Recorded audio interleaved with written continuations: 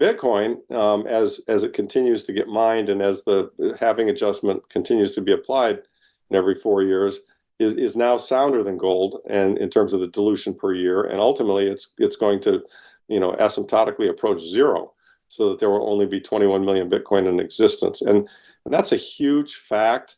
And I think as people come to see and understand that, more and more people are going to say, gee, if I want to save money, really save money for my retirement, something not for next year, I'm talking about years and years down the road, I have to save in the soundest form of money. And Bitcoin is the soundest form of money.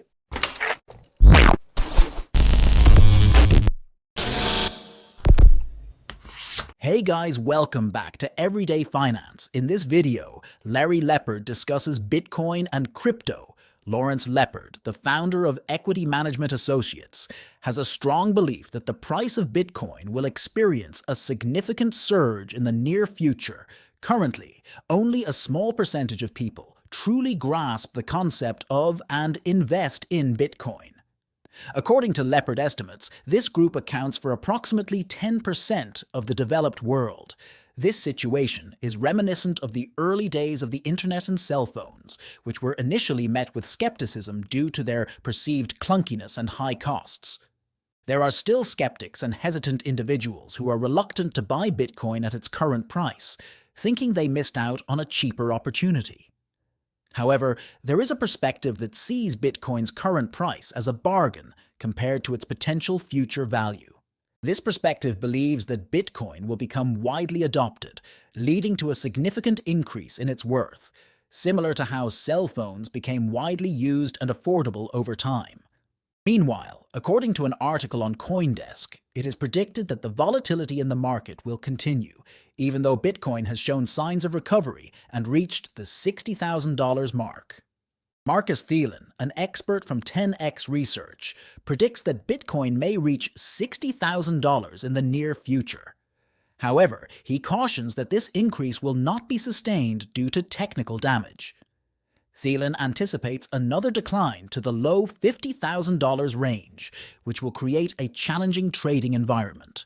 According to K33 Research, it is estimated that a significant amount of BTC, valued between $4.3 billion to $6.8 billion, will be sold during the summer.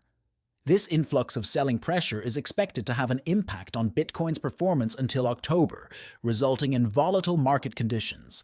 And lots of things Larry Lepard discusses, so please watch the video to end and share this video and subscribe our channel Everyday Finance. Thanks.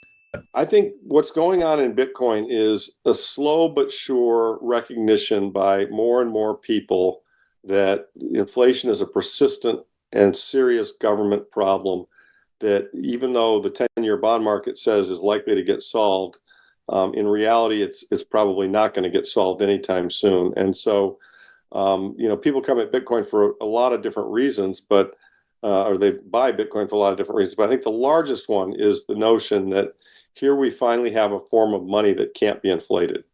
And for 2,000 years, David, or more, every form of money in the world was subject to inflation, even gold. I mean, gold goes up 1.7% a year, the supply, and over 40 years, that means the supply of gold doubles. So there's inflation in gold. Now, it's not very high compared to government inflation, which, if you look at the growth in the underlying money supply and fiat currency from 1971 to present, it compounds at like 8% roughly. So that's the monetary inflation the government has created. The gold is only compounded at 1.7%, so it's harder. The better stock to flow on gold than on fiat currency. Bitcoin, as it continues to get mined and as the halving adjustment continues to be applied in every 4 years, is now sounder than gold, and in terms of the dilution per year, and ultimately it's going to, asymptotically approach zero, so that there will only be 21 million Bitcoin in existence, and that's a huge fact. And I think as people come to see and understand that, more and more people are going to say, gee, if I want to save money, really save money for my retirement, something not for next year, I'm talking about years and years down the road, I have to save in the soundest form of money. And Bitcoin is the soundest form of money. If for some reason people are older, and I have a lot of clients like this, and they don't like Bitcoin, and they're worried about the volatility in Bitcoin, They say, what should I do? I said, well, you save in the second soundest form of money, which is gold. It's not as volatile, and it will maintain your purchasing power. Bitcoin, interestingly enough, has two things going for it. One, it's sound money, sounder than gold in terms of stock to flow. But the second thing that has really going for it is there's an adoption curve taking place. And so this is why it's performed so well in the last 15 years. And, right now we estimate maybe developed world penetration of Bitcoin might be 10%, maybe a tad less. And, using Malcolm Gladwell's tipping theory model, if it took us 15 years to get to 10%, in the next 15 years, we're going to go from 10 to 90.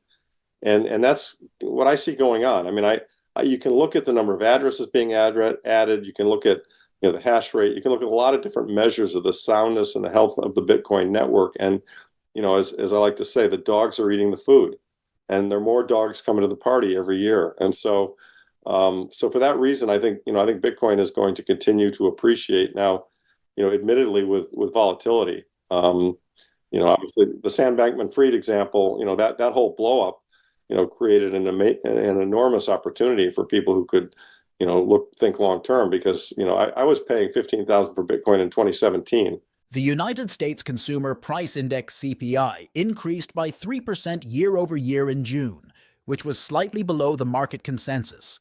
According to some analysts, the CPI release had a positive impact on Bitcoin. However, traders are puzzled as to why its price is still below $58,000. Several factors may potentially account for the investors' lack of enthusiasm, as suggested by a trader, YouTuber, and crypto analyst.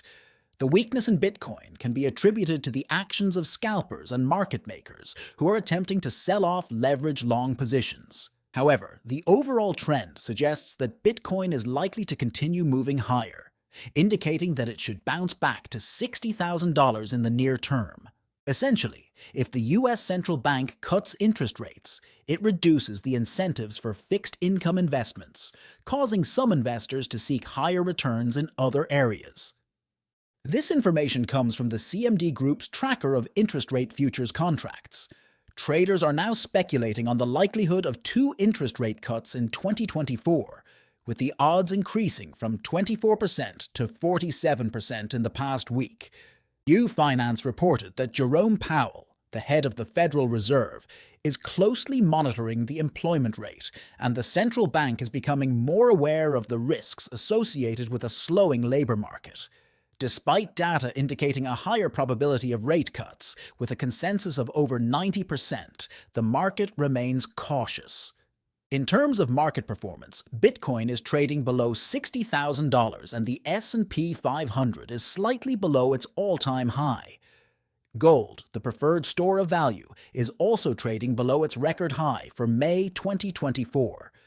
Even the Russell 2000 Small Cap Index, which excludes the largest U.S.-listed companies, is not immune to the market trends. Increased by 3% on July 11th, which has left traditional finance investors puzzled as they try to understand why Bitcoin is not showing more positive momentum. This decoupling is particularly concerning, considering that a spot Bitcoin exchange traded fund, ETF, has attracted $800 million in inflows over the last 4 trading days, according to data from Far-Side Investors. To add to the concern, things are getting worse. The US dollar index, which tracks the performance of the US dollar against a range of foreign currencies, has recently reached its lowest point in 5 weeks at 104.4. This indicates that investors are not favoring cash positions as a safe haven, which could be one of the factors contributing to the downward trend of Bitcoin. Let's get back to Larry Lepard interview. I would say that, and I think one might be coming, I would say that if for some reason you can't find your way to buying Bitcoin, your second best choice clearly is gold. It's rarely drawn down more than 20% a year. I think once or twice it did. And it will preserve your purchasing power as it has for 5,000 years. So, and interestingly enough, I mean, I've done the math. The S&P since 71 as an example, and let's take that as a good point to start at because that's when we went off the gold standard. The S&P 500 on a nominal basis has not beat the appreciation in gold unless you reinvest dividends tax-free. And then it only beats it. It's like the difference between 8% on gold and 10% on the S&P. So, stocks have not really outperformed gold. So I think it's very clear to me that gold is your best choice. But let's go back to your initial premise. I mean, you're not comfortable with BTC, Bitcoin. I would suggest that people really owe it to themselves to do the work to become comfortable with it, because it really is going to matter. And it really is. It has been the best performing financial asset in history, the best performing financial asset for the last 15 years. And as a result of that, I have every reason to believe that pattern is going to continue. And so, What was the place. no, what Go was ahead. your personal process of becoming comfortable with Bitcoin? I mean, you came from a pretty traditional. Yeah, I came from a gold guy background. Absolutely. So, yeah, I'll take you through. I'd be happy to. I mean, well, first of all, I've been a sound money guy forever, like long before Bitcoin existed. I was sound money in the 2000s. I've always been kind of an Austrian economist. I mean, I could see what the Federal Reserve did with fractional reserve lending, and I watched LTCM blow up. I watched the dot-com bubble blow up. I watched, the Mexican bailouts. I mean, it's, for a long, long period of time, the government has abused the currency. And so I've always been a holder of gold, and I believed in it. The notion of a digital gold, digital currency, I was aware of all the experiments. I mean, there was hash cash, there was e-cash. There were a lot of people who tried to do it before Bitcoin. There's a good chart that shows the etymology of Bitcoin, and all these different pieces came together. And so when Bitcoin first came out in 08 or 09, I was like, yeah, they've tried that before. It doesn't work. I didn't think technically anybody could do it. And then, it kept going, and it started appreciating in price, and I started paying more attention to it, and I studied how it worked. I was like, this maybe they have done it. Maybe this is working. And so in 2013, I bought a little bit, and I really started studying it, going to conferences and meeting with, with the MIT Core Developers Forum and so forth. And even then, my major concern was, technically, is this thing sound? Is it going to blow up? Computers blow up, right? In the old days, used to have an IBM PC, it would go blue screen on you. And you'd reboot it. What happens when your computer blows up? You restart it. But I thought to myself, you can't restart money. If you got money and it's going to blow up, that's not going to work. So, I always had a very technical skepticism of it. But as I came to understand the technology, that went away. And comforted by the fact that we went through a lot of things, including the block wars and other things. And we got to the point where, okay, we've got 15 years of no problems, and 840,000 blocks have been issued. You know what? This thing's probably pretty technically sound. I mean, is it certain that it won't blow up? No, it's not. Nothing in the world is certain. We could get hit by an asteroid, but it seems to me to be pretty low probability. I mean, it's been time tested now for, quite some time. So the technical piece went away. The technical risk piece for me went away largely in my mind. The second risk piece for me in my mind is, does anybody care? Is this kind of just one of those wonky libertarian experiments that, everybody's buying this thing and, nobody gives a shit, right? Yeah, okay, you got magic internet money, but we don't care. And in the beginning, in the early days, I thought that was a pretty big risk. And what's happened is that slowly but surely, as more and more people become aware of it, more and more people care. And they look at it and they say, hey, you know what? This thing really does have the monetary properties of quote unquote kind of a digital gold. I mean, gold is the ultimate and the original form of sound money, kind of God given. And this is a digital form of gold in the sense that it's got a limited supply and it's immutable, and it's technically quite sound. So once I got to that point, I realized that this could ultimately someday supplant gold. And I mean, years and years and decades ahead from now. But in the meantime, it's going to become a right side by side with gold, a very good form of sound money. And in some ways, it's got big advantages to gold. I mean, try to send $1 billion worth of gold from point A to point B in 10 minutes. You can't do it.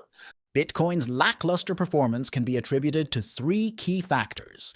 The first is the infamous fear, uncertainty, and doubt. As a financial analyst, it is worth noting that the German government is currently selling off a significant amount of BTC. These bitcoins were initially seized from a pirated movie website back in 2013. The government is either sending them to exchanges or known market makers. According to Arkham Intelligence, there are now less than 5,000 BTC remaining for sale. There is an additional factor of uncertainty arising from Bitcoin miners. The reduction in block subsidies by 50% since April's halving event has compelled some miners to sell their holdings. A report from CryptoQuant reveals that large-sized miners have sold approximately $300 million since June 20th, while mid-size miners have unloaded around $500 million. This has been done based on their cost basis. Traders are concerned that the downturn in real estate markets, particularly in China, could hinder global economic growth. If corporate earnings fall short in the second half of 2024, investors may opt for cash positions as a protective measure. Unfortunately, this is not good news for risk-on assets like Bitcoin. These factors combined are the reason why Bitcoin has been unable to regain the $60,000 support level despite a positive macroeconomic environment. If you learned something from this video, then please like this video and subscribe our channel Everyday Finance, and we will meet in next video. Thanks.